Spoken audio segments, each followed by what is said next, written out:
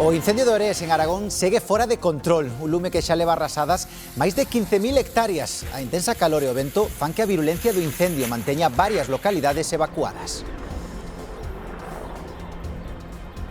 Saúdos, que tal? Boas tardes. O Partido Popular presenta en Santiago os candidatos ás capitais de provincia de toda España nas municipais do vindeiro ano. En Galicia repiten os candidatos de Santiago, Lugo, Ferrol, A Coruña e Pontevedra. En Vigo será a cabeza de cartel Luisa Sánchez, en Ourense Ana Méndez. Alberto Núñez Feijóo e Alfonso Rueda animaron a todos a seguir traballando en equipo. Estamos aquí para conseguir lo que nos falta, no para celebrar lo que ya hemos logrado, que también. A España le irá mejor cuando el interés colectivo esté por encima del interés de un solo hombre y cuando el país vuelva a jugar en equipo. Me gustaría que España se pareciese más a su selección. A un día da final do Mundial, as camisetas da selección de España son un ben moi buscado. En moitas tendas xa están esgotadas. A camiseta branca de España foi todo un fenómeno de vendas neste Mundial.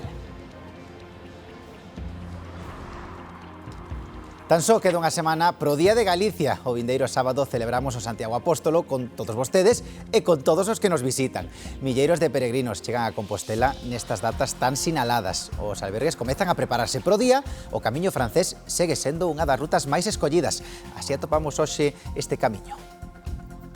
Me está gustando mucho todo el camino, toda la experiencia y todos los paisajes, la gente. Facelo a un ritmo lento e disfrutalo e parar a comer sempre un pincho de tortilla. Muy divertido, muy divertido. Es una experiencia que aconsejamos hacerla, de verdad. Hi, Galicia! En este telexornal imos percorrer a troula desta fin de semana. Xa lle adiantamos que é moita. Facemos unha primeira parada en Vilagarcía. Alejandro Álvarez. Sí, pois un ano máis esta praia da Concha David enchese de música cunha nova edición do Atlantifest, unha edición moi especial xa que vai pola súa edición número 10 cun cartel de auténtico luxo cos mellores artistas do panorama do indie pop. Agora mesmo sobre o escenario, Alonso facendo bailar os máis madrugadores.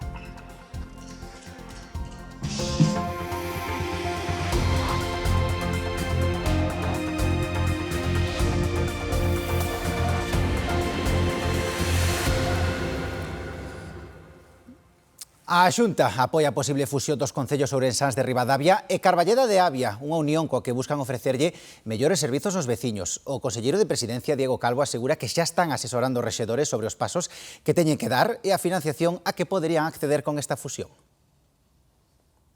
En caso, ademais, os dous alcaldes nos teñen manifestado pois a posibilidade de estudar este camiño a seguir e nós, pois, lóxicamente, fixemos unha chega dicindolles cales serían as posibilidades que terían no futuro, de que se beneficiarían e canto se incrementaría a súa financiación e as súas posibilidades para prestar mellores servicios aos veciños. Esta mañá o Partido Popular presentou en Santiago os candidatos ás capitais de provincia de toda España nas municipais do vindeiro ano. Alberto Núñez Feijóo e Alfonso Rueda animaron a todos a seguir traballando en equipo. En Galicia repiten os candidatos de Santiago, Lugo, Ferrol, A Coruña e Pontevedra. En Vigo será cabeza de cartel Luisa Sánchez, en Ourense Ana Méndez. Alfonso Rueda dixo que son os mellores e pediu non dar ningunha batalla por perdida. Estamos aquí para conseguir lo que nos falta, no para celebrar lo que ya hemos logrado, que también. Para Rueda, a vitoria nos municipais será o anticipo das xerais con Feijóo na Moncloa.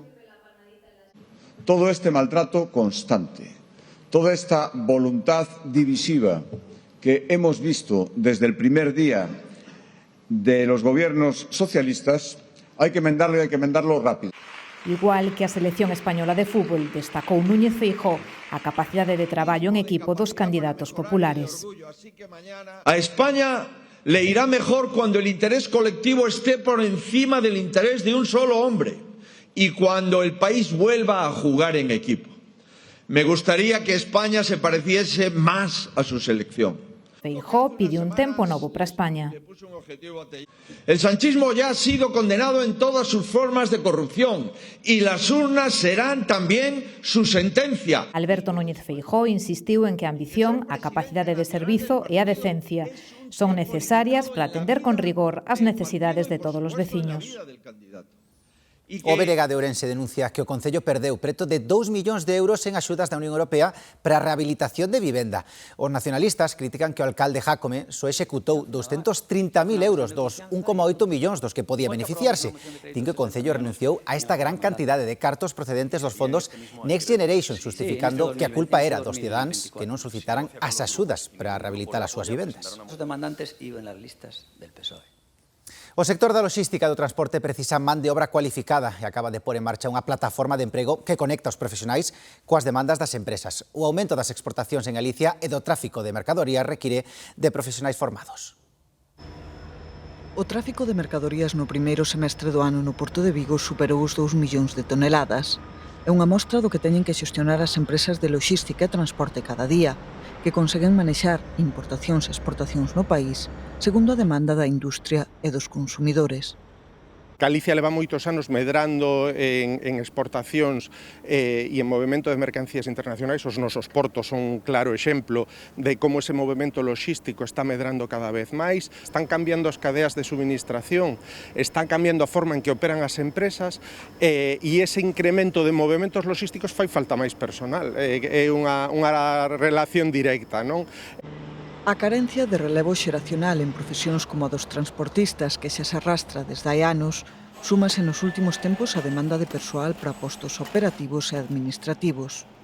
Os traballos máis operativos de almacén, de clasificación, almacenamento e demais, como tamén traballos técnicos de oficina, por dicilo así, en toda a xestión de importación, exportación, documentación aduanera, programación de expedicións.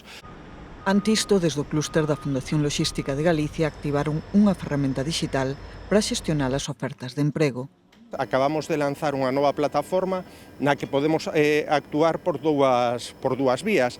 Os perfis logísticos, os candidatos, a xente que quere traballar en logística e transporte ou buscar unhas prácticas nunha empresa de logística e transporte, pode subir aí a súa candidatura para que as empresas teñan acceso e a consulten, e en cuestión de días xa estamos por riba das 100 personas que están buscando ese tipo de oportunidade. Tamén as empresas que buscan profesionais poden publicar nela as súas ofertas. E continuamos pendentes da situación dos incendios en España porque o vento complica as tarefas de extinción nos incendios de Zaragoza e tamén o de Guadalaxara. O primeiro arrasou xa 15.400 hectáreas e o segundo arredor de 6.000. As autoridades prevén aínda moitas horas complicadas de traballo. O grande incendio forestal de Orés que asola a comarca zaragozana das 5 villas seguiu avanzando con forza nas últimas horas. Nin sequera deu tregua pola noite cando o balance de hectáreas queimadas se incrementou nun milleiro. Confírmase así como o maior incendio do que levamos de ano en España. Que están trabajando en un incendio tan sumamente complicado como el que nos estamos afrontando en la actualidad. O vento cambiante do sur-surleste, cálido e seco, dificulta as tarefas de extinción, nas que traballan un operativo similar ao dos últimos días, con alrededor de 450 efectivos e unha vintena de medios aéreos. Ante esta situación, tiveron que ser evacuadas varias localidades zaragozanas e unha Navarra. Outros municipios zaragozanos foron postos en preaviso para que a poboación estivese preparada ante un eventual desaloxo. Y nada, esperando volver a casa porque se hace aburrido esto. Se agradece todo esto porque la verdad que se están portando bastante bien la Cruz Roja y servicios sociales, pero él está en casa, está en casa. O triste, no sé cómo explicarlo porque te sientes como un poco impotente. Pero bueno, gracias a Dios nuestras casas no se quemaron, no han ardido. Y todo el pueblo estamos fuera y estamos bien. En Guadalaxara, o incendio forestal de la Mierla na Serra Norte da provincia, que tamén provocou evacuacións, non se prevé que quede controlado nas próximas horas. Nos quedan muchas horas, probablemente días, para poderlo dar por extinguido, lamentablemente. Es una zona muy rica desde el punto de vista forestal, muy difícil porque tiene escarpados y tiene profundidades muy difíciles, eso lo sabíamos, por eso nos pusimos en movilización inmediata desde el minuto 1. En Madrid, o incendio de Lozoyuela sí presenta unha evolución favorable. E no Canadá, os helicópteros de extinción de incendios tampouco descansan. O fume dos lumes canadenses cubriu cidades dos Estados Unidos, o que provocou alertas de calidade do aire en máis dunha dúcia de estados. As autoridades advirten aos residentes sobre os posibles riscos para a saúde derivados da mala calidade do aire. Nos últimos anos, Canadá experimentou tempadas de incendios forestais cada vez máis graves. O fume dos sinistros adoita cruzar a fronteira cos Estados Unidos e afectar a millóns de persoas. E agora falamos tamén dos lumes en Galicia, porque veciños dunha aldea de Monterrey puxeron en marcha un sistema de sinalización dos camiños resistente aos incendios para facilitar os traballos dos equipos de extinción. Bea Pérez. Sí, estamos nun dos concellos máis afectados polo lume. Foi a raíz do grande incendio do ano pasado no que colaboraron na extinción equipos chegados dende distintos puntos de Galicia e tamén de fora da nosa comunidade, cando se deron conta da importancia de sinalizar os camiños para aforrar tempo e gañar eficacia na loita contra as lapas. Sinalizaron 5 rutas, amoreando pedras en piares como este que temos ás nosas costas, coroados con lousa e con pintura luminosa. Ademais, tamén fixeron mapas e folletos como este que repartiron entre os veciños. Hai un par de anos que Guillem e a súa muller decidiron cambiar Francia por esta aldea de Monterrey atraídos pola calidade de vida e a paisaxe, pero o lume transformou o seu paraíso en cinza o verán pasado. Los bomberos no tienen de cobertura de teléfono e intentar de buscar su camino. El problema es que tiene bomberos de La Coruña, de Cádiz, de diferentes zonas. Ellos no conocen nuestros montes. Conscientes de que o tempo é fundamental a hora de tallar as lapas, decidiron crear unha rede de sinais que facilitara o traballo dos equipos de extinción. Asesorados por efectivos de emerxencia, sinalizaron aqueles camiños por onde poden circular os camións. Ellos más simple, porque ellos saben que puede pasar y es un camino seguro. Y nosotros no tenemos mucho de dinero, me tiene un montón de piedra, no se quema y después la señalética se hace con una pizarra y con unas flechas. Este proyecto te gastó menos de 200 € para nuestro pueblo.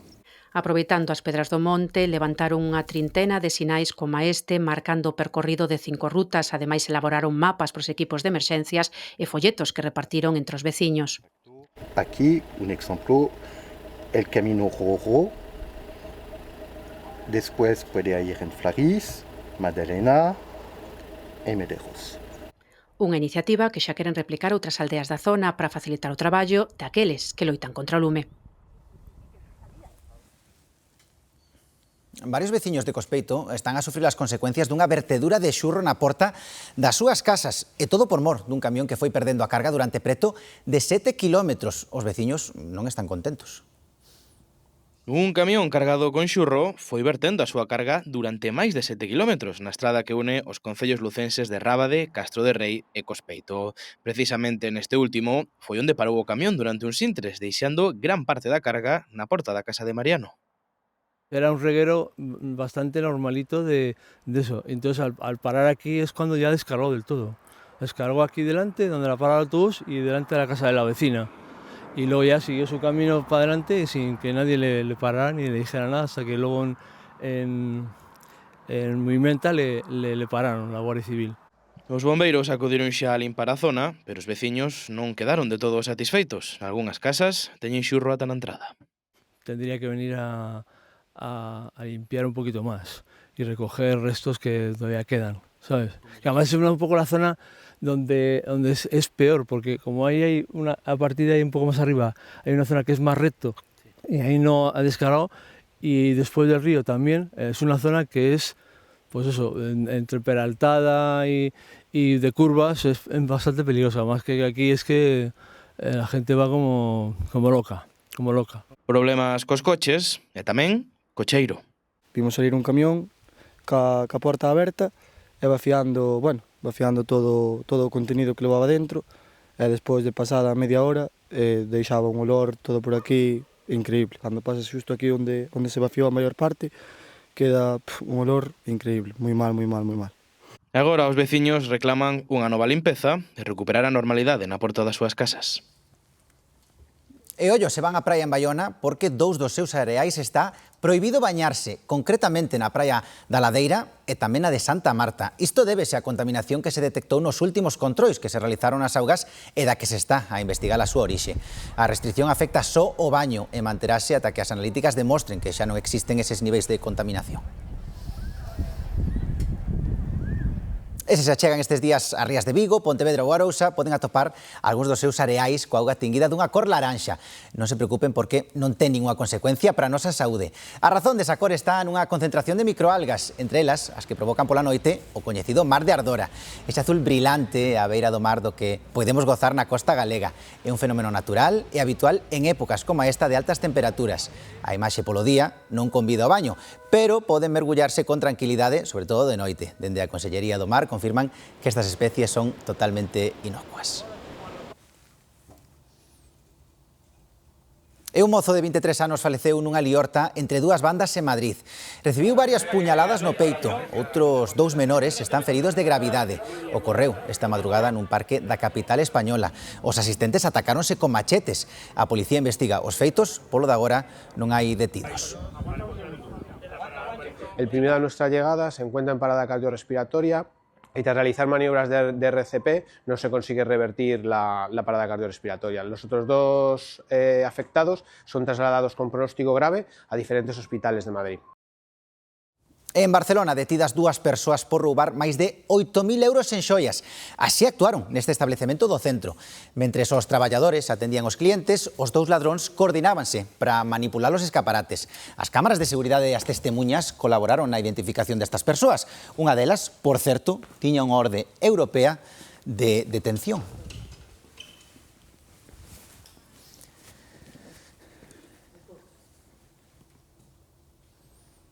Ben, a fin de semana, por suposto, está marcada pola final do Mundial de Fútbol. Desexando todos bordar a segunda estrela no peito, pero aí iso haberá que agardar a mañá. Pero que se deberían dar máis presa é para mercar as entradas. Se poden ir ao partido, por tempo, e ollo, tamén polo prezo, porque nunha coñecida plataforma que compara custos, as máis baratas roldan os 7.000 euros e as máis caras, iso sí, ao carón do campo, pero hai que desembolsar 27.000 euros. Con todo, hai quen non quere perder a cita coa historia da selección española. Coa conexión directa entre Santiago e New Jersey, son moitos os galegos que aproveitan para vivir o partido en primeira persoa. Puidémolo comprobar durante toda esta semana e tamén hoxe. Os máis tardíos subíronse nesta última conexión antes da gran final, a que non se pode faltar. Un grupo de amigos vamos siempre, Eurocopas y Mundiales, y estuvimos contra Uruguay y contra Austria, y llegando a la final había que venir sí o sí, no sabes cuándo se va a repetir. Vais tendo bo directo, ¿no? Bueno, claro, eso es una facilidad, sí. Vale la pena, pero caro de narices. Y además este Mundial especialmente, tanto en los partidos anteriores, es todo carísimo. É certo que a maioría viviremos a final dende España. Iso sí, ben preparados para a ocasión. A venda de camisetas da selección disparouse dende que comezou o Mundial, tanto que xa custa atopar a favorita da afección, a branca, que é a segunda equipación. Bruno busca a camiseta de España nunha tenda especializada porque unha final dun mundial é unha cita histórica e el quere respetar o código de vestimenta. Eu o domingo vou a estar na Praza de María Pita con os meus amigos a animar a selección e pois así estou máis contento. Confórmase coa vermella, a de toda a vida, porque a da segunda equipación leva tempo esgotada neste comercio. Estéticamente é moi bonita. Entón, se comprou máis que por vinculación, por moda tamén. Hemos tido moita venta por tema do que representa a camiseta, pero máis por moda. A segunda que conste que é moi bonita, é moi elegante, pero bueno, a min gustame esta porque, bueno, é a de color vermello e la roja, pois é a que a máis compreina estes días. Por moda ou por paixón futbolística, a camiseta branca de España foi todo un fenómeno de vendas neste Mundial. Os principais canais autorizados quedaron sen existencias, pero aínda quedan algunhas unidades nalgunhas grandes superficies comerciais. Estas son as oficiais e custan ao redor de 100 euros. Neste feirón vendían outras esta mañá. Estaba agotada en case todos os sitios, entón atopei estas en non leva dorsal, pero bueno. Mira, camisetas de España, buenas. A 10 euros solo. Notamos que quieren mucho las camisetas y las banderas de España, va a poner así los coches, las bufandas y eso. Segundo os datos dunha plataforma de compravenda de segunda man, as buscas de camisetas do Mundial aumentaron un 195% nas últimas semanas. A da Arxentina tamén arrasa aquí. Mañá saberemos cal das dúas incorpora ao seu deseño unha nova estrela. Agardamos que sexa a nosa. E para vivir o máximo emoción do Mundial de Fútbol, este domingo teñen unha cita con esta casa. A Televisión de Galicia estará na rúa, preto dos galegos e galegas como sempre, para levarlles ás súas casas o ambiente dunha noite moi agardada. Dende as 8 da tarde do domingo ofreceremoslle unha programación especial dirixida por Irene Lourido e con puntos de directo e conexións por todo o país, buscando, pois por exemplo, a praza máis animada. Un programa no que participará tamén o exfutbolista Dani Mallo. Tamén terán toda a información, xa saben, en g24.gal e tamén nas nosas redes sociais. E fíxense agora, porque o xogador Joan Capdevila, campeón do mundo con España en 2010, non pode ir ver a final do Mundial porque os Estados Unidos tenllo prohibido. O goberno estadounidense denegoulle a entrada ao país porque en 2016 disputou un partido benéfico en Teherán, a capital de Irán. Malia que o xogador estaba convidado pola Federación Española de Fútbol para asistir ao encontro, finalmente non poderá estar cos seus compañeiros, os xogadores que gañaron a Copa do Mundo en 2010.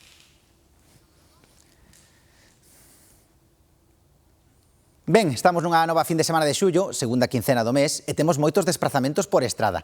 Hai que marcha de vacacións e tamén hai festas en toda Galicia. Dende Tráfico recomendan aumentar a precaución nas estradas secundarias, as que dan acceso ás vilas. Imos ver en directo as cámaras da DXT para saber como se circula a estas horas. E comezamos no Milladoiro, en Ames, unha das entradas próximas á capital de Galicia, Santiago de Compostela, onde vemos como o tráfico a arestora está sendo bastante fluido nese punto.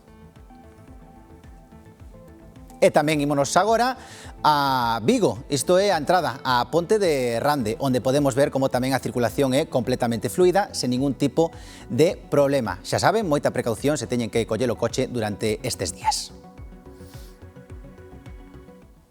Pois, pros que comezan agora as súas vacacións, seguro que notaron a suba dos combustibles. De feito, dende que comezou a segunda operación saída, o 15 de xullo, os prezos non deixaron de subir diariamente.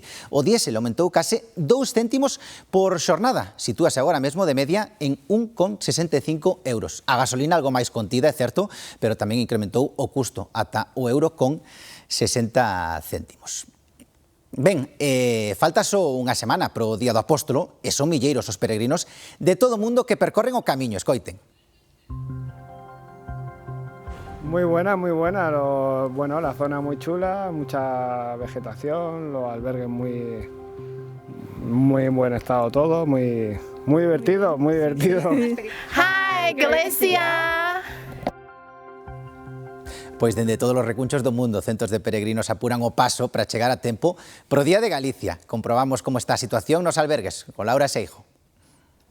Sí, xa queda menos pro Día Grande de Santiago e toca ver como están as reservas nos albergues. Desde o camiño primitivo, o francés ou o portugués son moitos os que se organizan para facer que as últimas etapas lles coincidan nestes días. Aquí no Pino xa apreciamos certo movimento de peregrinos e o certo é que sexa por motivos persoais ou espirituais, a ruta xacobea mantén o seu atractivo. Un dos máis concorridos segue a ser o francés, con máis de 120.000 camiñantes rexistrados no que vai de ano, segundo os datos da Oficina do Peregrino.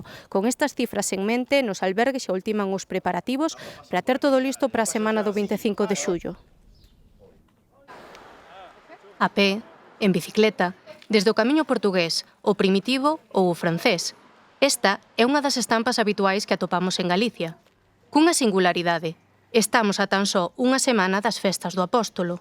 Hasta Finisterre y luego volveré a Santiago para estar allí el día de Galicia, sí. Esta é a situación coa que se atopan neste albergue.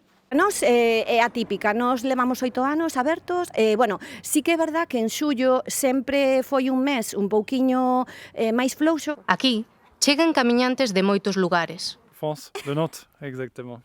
We are from Taiwan. Con todo, hainos que non arriscan e xa reservan con antelación. Mais ou menos a xente que vai vir, pode ser algunha cancelación, algunha xente de última hora, ou donde variamos bastante cos estranxeiros. Por suposto, non faltan os galegos. Facelo un ritmo lento e disfrutalo e parar a comer sempre un pincho de tortilla. Pois falando de tortilla, estamos na hora da papatoria. Así que imos viaxar ata Corme, porque hai dúas datas marcadas no almanaque pro percebe do roncudo. O Nadal E tamén esta semana, durante estes días, os percebeiros traballan nas rochas para que así, hoxe, centos de persoas gocen dun manxar catalogado como un dos mellores do mundo. Xavier Santos, contanos, onde estás? Pois estamos aquí nunha carpa a carón do Porto de Corme, onde se está a celebrar esta festa do Percebe do Roncudo, a 34 edición, unha das máis importantes en canto a festas gastronómicas de Galicia, e tamén declarada de interese turístico aquí tamén na nosa comunidade.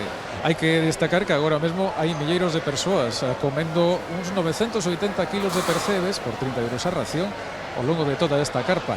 Ao longo do día, hoxe houbo unha misa solemne ás 12 na honra dos percebeiros, despois tamén houbo o pregón, agora xa vedes que toca a comida, e despois ás 6 tocará un festival, o Festival Ouro Negro, a segunda edición, na que artistas galegos porán fin con ritmo a esta festa.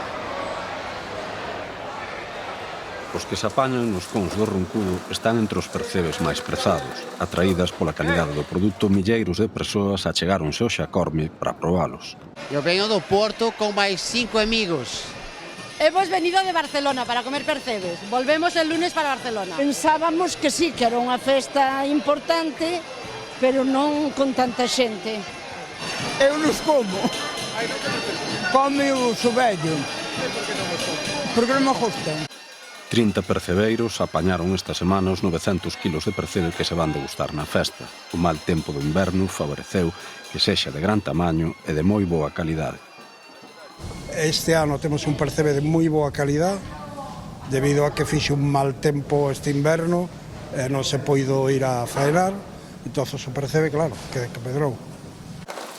Na poxa deste venres na lonxa da Coruña, o percebe do Roncudo alcanzou os 100 euros o kilo. Aquí, as racións de 300 gramos van a 30 euros. O melloriño do melloriño. Percebe outra vez e probé, pero nunca nunha fiesta tan chula como esta. En Corme levan xa 34 anos facendo esta festa de exaltación do seu produto máis prezado. E ollo, porque este percebe do que lles imos falar agora non se queda atrás. En Xove están celebrando a súa festa, unha cita que todos os anos atrae a moitos visitantes e na que a degustación do percebe é para da obrigada, claro. Desde ben cedo están os caldeiros prendidos para que a festa do percebe sexa un éxito. Nesta ocasión van preparar 400 kilos. Trátase dunha cita gastronómica xa consolidada en Xove. A finalidade é promocionar un produto local de aquí de Xove, que ten unha costa que é excelente para a cría do percebe, tanto polo tipo de pedra granítica e máis o mar embravecido no inverno. Preparan, despois de que ferva a auga, métense e despois é que volva a empezar a ferver, 2 minutos e pico, listos. O percebe actúa de embaixador de representante da riqueza deste concello nunha festa que nesta ocasión alcanza a 13ª edición. Teño que agradecer á asociación organizadora pois que xa leve 13 edicións, que empezamos de moi pouquiño e agora xa temos unha festa totalmente consolidada no calendario de festas da Mariña. Creo que xa é unha referencia, que cada ano temos máis xente, moitos visitantes aproveitan pois este día para coñecernos e degustar un produto de primeirísima calidad como o percebe das nosas costas. Importante este tipo de eventos para que a xente sepa cal é a calidade de verdade do produto, porque cómese directamente vindo do mar. Conforme se aproxima a hora da degustación, vanse organizando as ringleiras de público. Eu nací na Fonsagrada, pero veño de Allariz. A mí me gustan moito os percebes, e entonces hai que aproveitar porque sempre saben mellor, o cocer tanta cantidad e tal. Venimos el año pasado y nos encantó. Y este año pues hemos vuelto. Venimos de Pamplona, de Navarra, y bueno, pues están buenos y me gustan y para probarlos, me dijo el compañero que había estado el año pasado y aquí hemos venido a verlos. Unha festa que sabe amar. É unha festa que sempre compre repetir. Ben, ata este domingo a Ponte Internacional de Tui volve ser un dos escenarios do Festival ICFEM, creado hai 13 anos para promover o intercambio entre culturas entre España e Portugal. Así que a cidade de Tui Valença está de festa. Raquel Gandoy. Tui, Valença e esta ponte internacional que leva unindo as dúas cidades dende hai 140 anos son os 3 escenarios do ICFEM, que comezou o xoves e que vai durar ata mañá domingo á tarde. O programa do festival é moi intenso, especialmente a tardiña, con concertos, con gastronomía e arte, as dúas marxes da fronteira, nos teatros, nas igrexas das dúas vilas, na fortaleza de Valença. en esta ponte creada en 1886 polo enxeñeiro e deputado rioxano Pelayo Mancebo. Estos 4 días, por suposto, ponte pechada ao tráfico. Hai un mercado con 30 expositores que ensinan o talento de ambos os dous países, dende a decoración, a artesanía ou a cerámica, pasando por os postos de alimentos. Levamos 14 anos convertendo esta fronteira nun espazo de unión, nun espacio de convivencia. Eu creo que tamén demostrando que a cultura é a ponte máis forte que temos para unir a Galicia con Portugal. Por iso imos encher de cultura esta ponte, imos abrila a toda a cidadanía, porque a música non entende de fronteiras. Imos ter 8 concertos de música nos dous lados. Os artistas españois actúan no lado portugués e os portugueses no lado español, de viceversa. Imos a ter 30 stands de arte, de gastronomía, de viños, catas de degustación, diversas presentacións, pois para celebrar, como digo, a nosa historia compartida. E continuamos de festival, ímonos agora a Tavila García, porque ali están celebrando o Atlantic Fest, segunda xornada con varios artistas destacados. Alejandro Álvarez. Sí, David, hai uns minutos remataba o artista granadino Alonso, que foi o encargado de inaugurar esta xornada, pero como podedes comprobar en directo agora mesmo, pois o público está agardando o seguinte concerto, o de Nacho Vegas. Completan o cartel de hoxe outros artistas do indie pop, como por exemplo el grupo Los Planetas ou Fran Ferdinand. Un cartel de luxo para unha edición moi especial, xa que este festival cumple nada máis e nada menos que 10 anos. Un festival que enche de música esta praia da Concha aquí en Vilagarcía de Arousa, que se converte en toda unha pista de baile.